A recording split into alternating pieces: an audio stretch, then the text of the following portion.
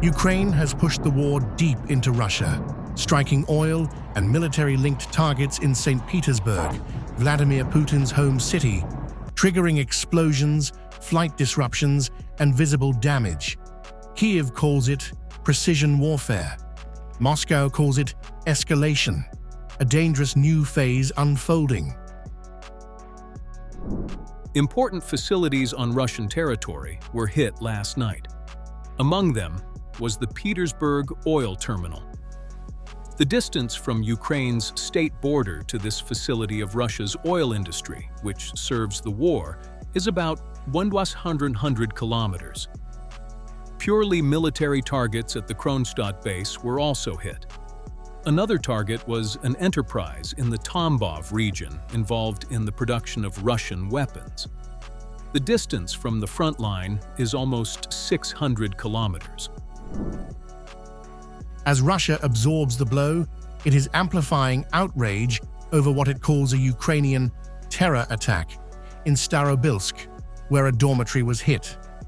Moscow insists civilians were targeted deliberately, framing the strike as proof that Kyiv is escalating beyond the battlefield.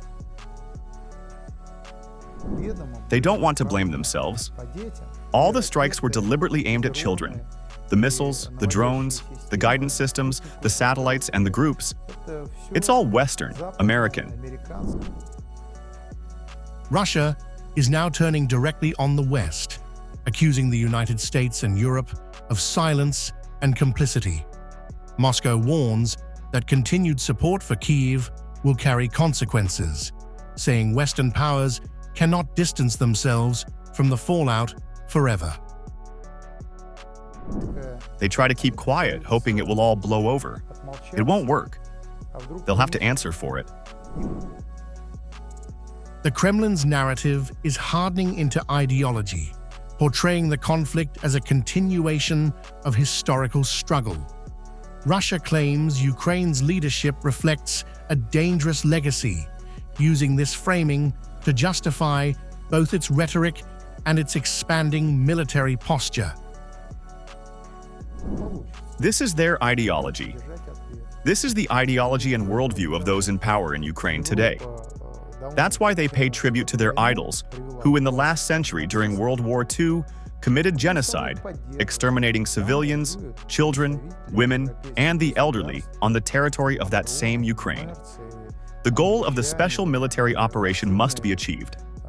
This means destroying the Nazi regime. Now comes the clearest signal yet.